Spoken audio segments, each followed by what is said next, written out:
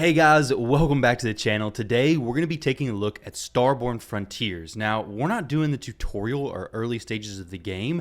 I actually have access to an account that is much more, I'd say, mid-game. So basically things that you're going to be doing and seeing after a little bit of time put into the game, which I think is honestly the most enjoyable parts of games. Now, if you're interested in downloading Starborne Frontiers, just click the link down below. You can download it on Steam, so PC, you can download it on mobile, really wherever you want to play it, it is available. Now, when you're looking at this battle, if you've never seen a similar setup, you're not really going to know what's going on. But essentially, my side's on the left, their side's on the right. We have the blue hexagons and then the red hexagons. If we take a look at this boss fight is going to be one that you're going against a lot. It's basically dropping your speed sets and similar good gear sets is what we're going to call it. Now, looking at this boss, we can see that her charged attack is going to deal 300% damage, inflict white phosphorus for 4 turns. When her HP drops below 66%, damage boosts by 50, so we gotta be careful there. When the HP falls below 33%, white phosphorus increases to 6 turns. Now you can see over here what white phosphorus does. Deals 30% damage every turn, unaffected by defense, and classified as inferno damage, ignoring shields, and is unremovable. Now that's her charged ability.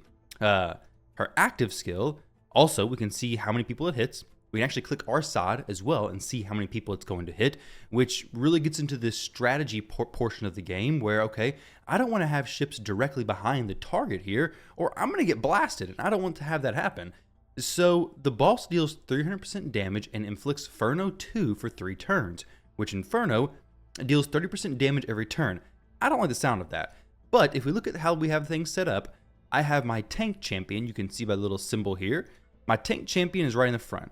So if I was to drop one of my other ships down behind him, well, now the boss is hitting on both. That's a bad idea. I'm not going to do that. However, if I was to drop a damage dealer behind a 3 hexagons back, now all of a sudden, the boss is not going to be going and hitting my other champion in the back as well, or my other ship, better yet, in the back as well. But also, after my tank is destroyed, the boss isn't going to move directly to, okay, start hitting this line up here, and then they're destroying everybody. That'll make more sense in just a moment.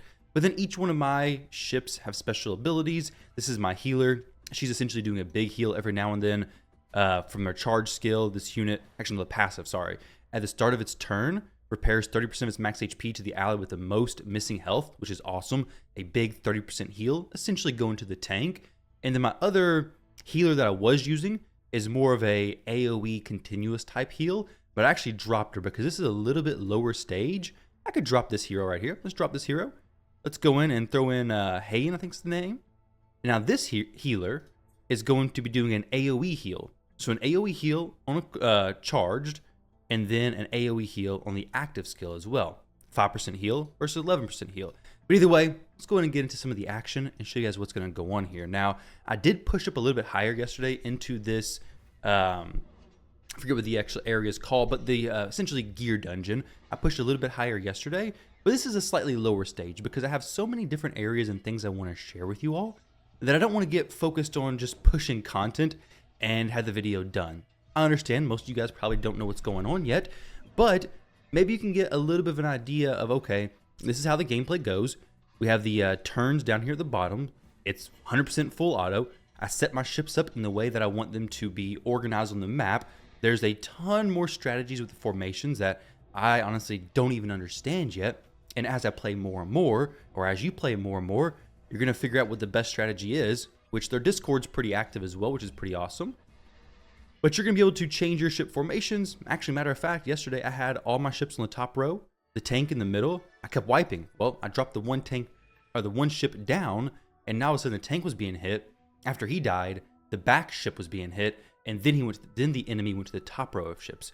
So I was actually able to survive far better.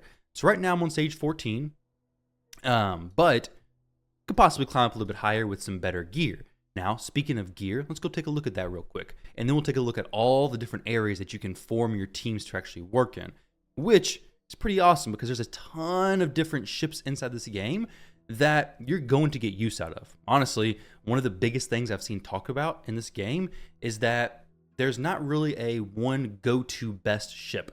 It's really just, okay, what area are you focused on? What area are you working on? That's the area where you need to figure out what's the best ship for you there. Now, when you're looking at these ships, there is a few deeper levels of progression. So first up, we have the equipment, of course. Now, my ships already have equipment on them, but you'll see very similar stuff to what you're used to seeing. We have a shield set here, 2 per set, so it's a 2-piece set, generates 4% shield each turn. Cool. We have an attack set, pretty simple, extra 15% attack. We have a critical set, 5% crit rate, 10% crit power. Very nice. And then we have on other heroes, let's see. We'll click one other. That was the attacker. This is a support hero. Now this hero, I actually geared myself. Now this is a speed set. We have 2 speed sets, so 2 here, and then 2 there, both 2-piece sets, extra 15% speed. You'll actually notice that this hero, Heian, goes first in a lot of the teams because she's just she's the fastest. I put a lot of good speed gear. We have some speed substats, very similar stuff to what you're used to, like I said. If we were to go to the filter, we'd actually come down here and see, okay, speed. Okay, what all has speed? This has speed. We're going to upgrade it. All right. Actually, it's already been upgraded.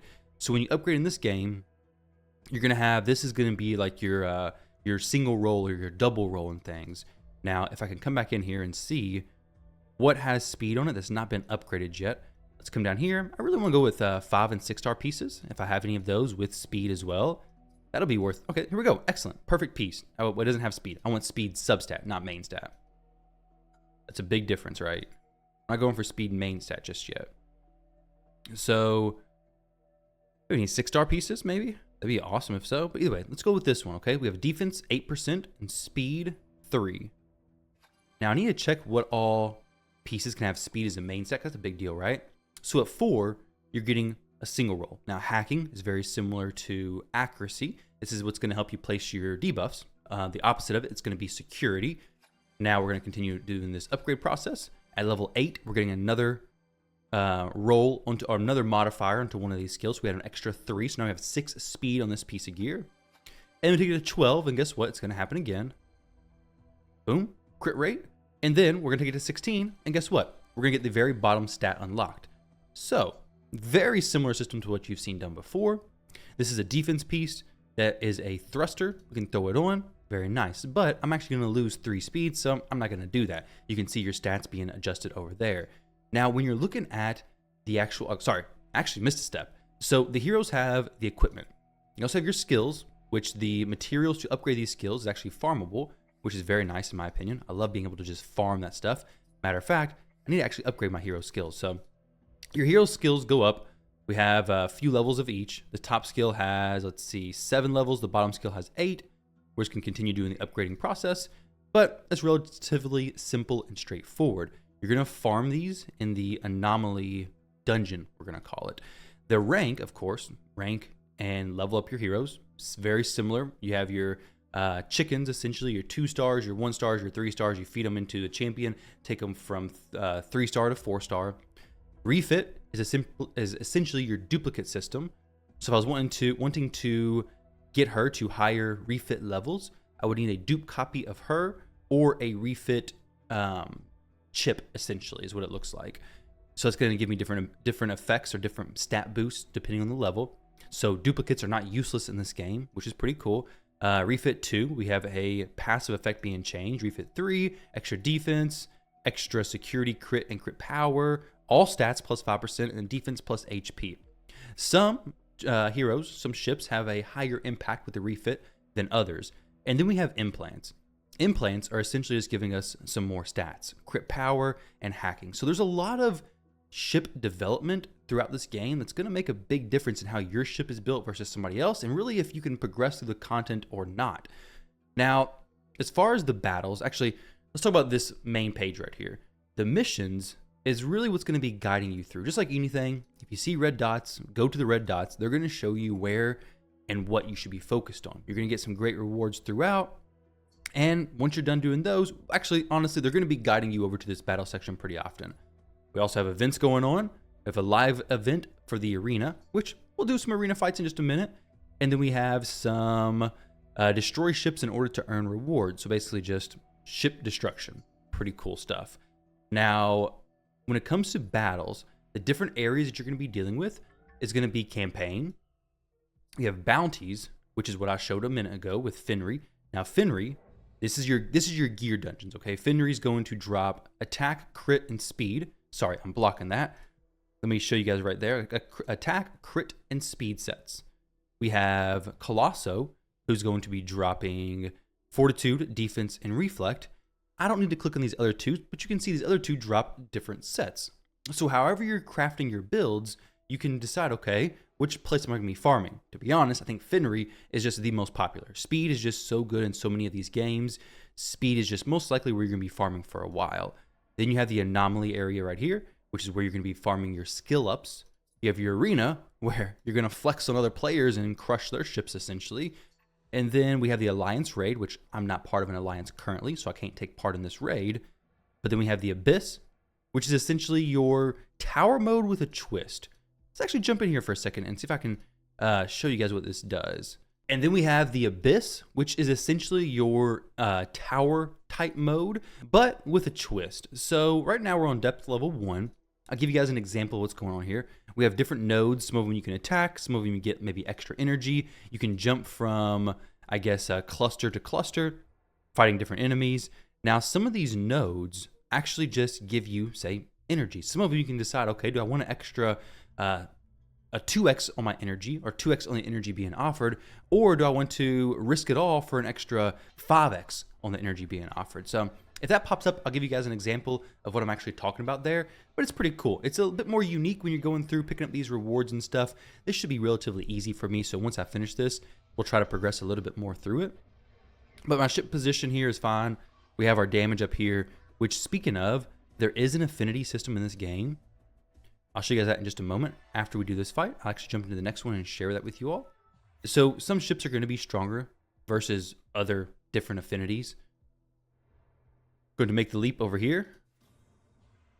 Claim that. There we go. More nice rewards. I'm always for that.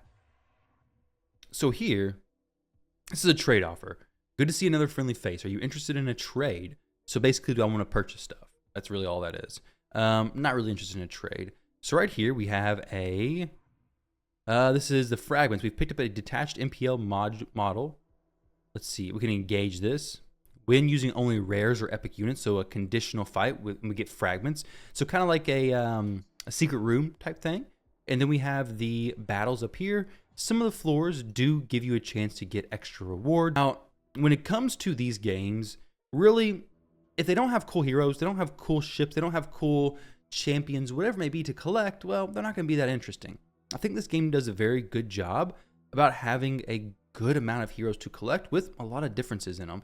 So we have the Marauders, which is very much like Plague, Acid. Reminds me of like Borderlands in a way, but pretty cool looking designs here. We have a Asphyxiator that I just pulled yesterday.